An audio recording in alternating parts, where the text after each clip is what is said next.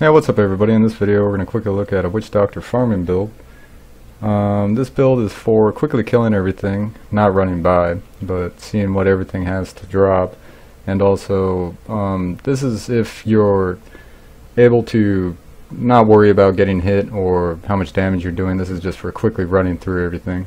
So let's get to the skills. Primary poison dart with splinters. This is for single target. You're not going to be using this that much. Mainly you're going to be using acid cloud with acid rain. This has a huge AoE along with a dot that it leaves on the ground. Not a very high mana cost, so you're going to be spamming this quite a bit. Soul harvest with vengeful spirit. This is a powerful AoE centered on you, plus it's a buff if depending on how many people you hit with it.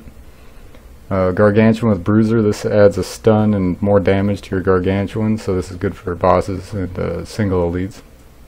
Spirit barrage with manitou. This gives you a specter that hovers over you and adds damage to everything, and say if there's no enemies around you for it to hit, it'll also hit barrels or anything that might hold loot that you might have missed, so this is very good for running and keeping your movement up. And finally, spirit walk with jaunt.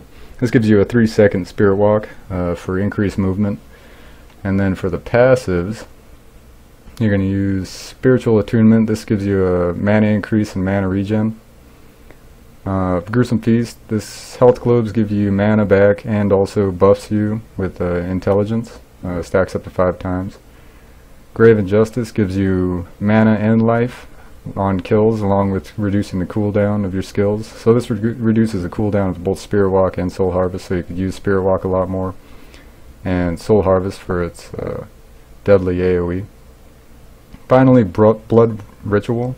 10% of your mana cost are paid in life. In addition, you regenerate 1% of your max health.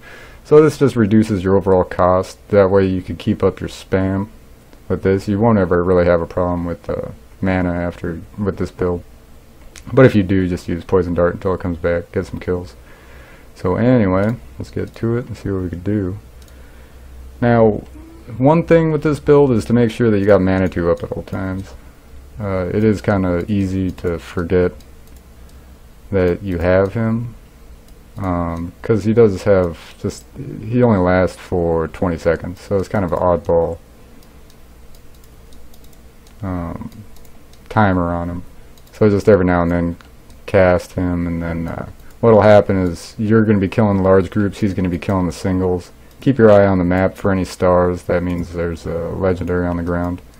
Otherwise, just stop long enough to cast, keep moving. Use your spirit walk whenever there's any slow areas. And then once you find a group, kill them, use spirit walk.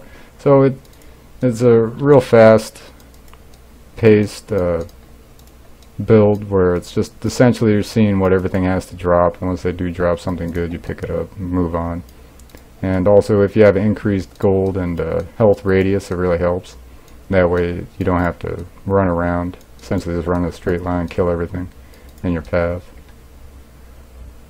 But that's about it. Right now I could do this on Torment 1 pretty easily. My gear is a little higher than I should be using for just normal, but just for the sake of the video I'm using it.